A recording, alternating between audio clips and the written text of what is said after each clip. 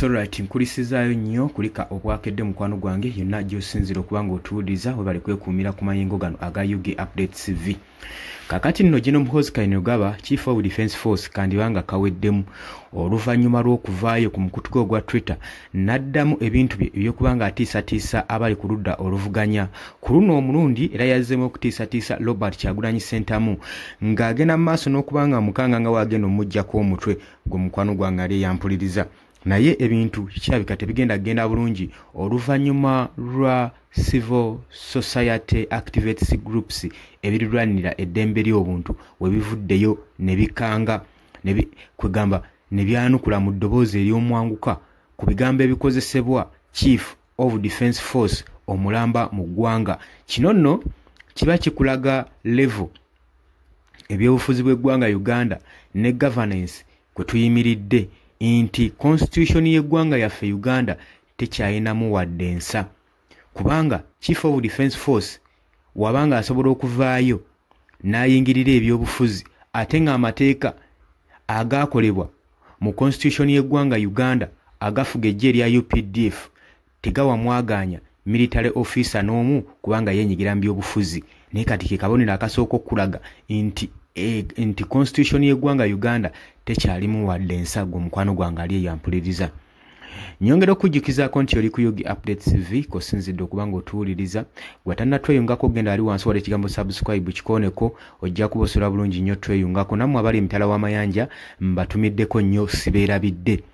Kaakati mu mawanga agaakulaakulana si nagaakulaakulana ennyo wabula amawanga amalala ng'ogyeko erya Uganda, Chief of Defence Force okuvaayo okukola statement obanga egenda mu mawulire obanga egenda ku TV stations, radio station kasiteeberanga egenda mu public kiyinza n'omutwalira omwaka nga temuwulidde na ku ddoboozi lye nga temwina ye mwali mumuwuliddeko.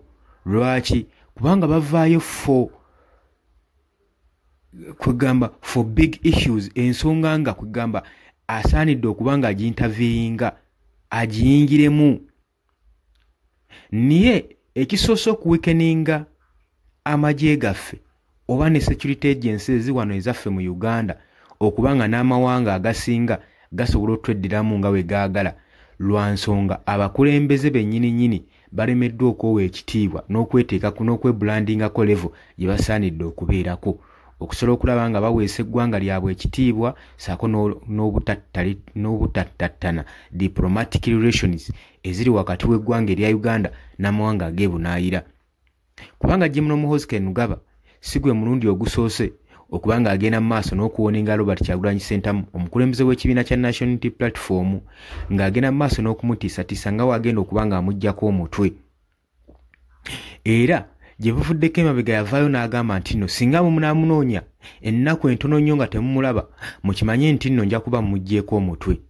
Ebyo byali ebigambo bya Chief of Defence Force. Wabula era mu kaseera ke kamu tulaba ng'ayogera ebigambo ebyo ng'abuzaawo edi mutwe. Kitegeeza ki? Ebiseera ebisinga ebigambo bya Ataringa aba abimiininga. Kati ebitongole ebirwanira eddembe ly'obuntu bivuddeyo ne bagamba nti Chief of Defence Force oba chief omulamba nga military officer bandibadde banoonya ebigambo ebisaanidde okubanga bakozesa naddala ku mikutwe emigatta bantu egikasuka obubaka ewala obutasobola kubeera nga bateekawo embeera eraga kyekubira mu ggwanga lyattu Uganda. Lwaki kino kikanga bannayuganda n'ensi yonna okubanga military officer ng'ono yandibadde aproviding eddembe okubanga ali nnuto ate agenda mu maaso n'okuwoninga oludda oluvuganya gavumenti nti nga wagenda obbatuusaako obulabe.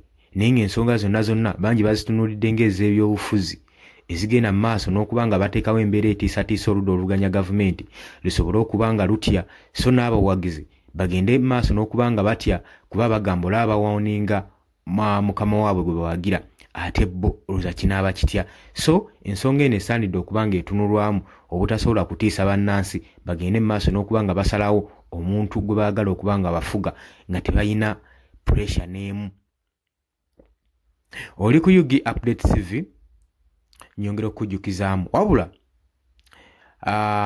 UPDF tenaba kubanga evaayo ng'eyanukula buno bubaka kubanga yabwogedde Chief of Defence Force kitegeeza institute namba eba ekirimu awula ne Robert Kyagulanyi Ssentamu tanna breakinga silent ku nsonga eno akyasirise kubanga agamba bino bya bulijjo babyogeranga era yafuukanga ngombo gyali nti wakyali kimukanga tewakyali kimutiisatiisa ye agamba olaba mukama kitaawe yennyini yamutya kati atoola omwana genze maaso nakukunga bantu be balemere ku nkyukakyuka balemere ku kigambo ky'okukyusa eggwanga bave ku bigambo ebigenda maaso n'okutwitingibwa ebigenda maaso n'okuba intimidatinga okubatiisatiisa okubakanga basobole okuba nga bava ku mulamwa ekyo kyo bakigaanyi webale kuba obadde muwuliriza mulungi nnyo naye ng'oli ku Yugi Updates TV gatana tweyungako kirya wansi olw'ekigambo subscribe kikooneko obeere nga otweyungako tugenda kuba nga tukomawo tubaleetere information endala nnyingi nnyo abali emitala w'amayanja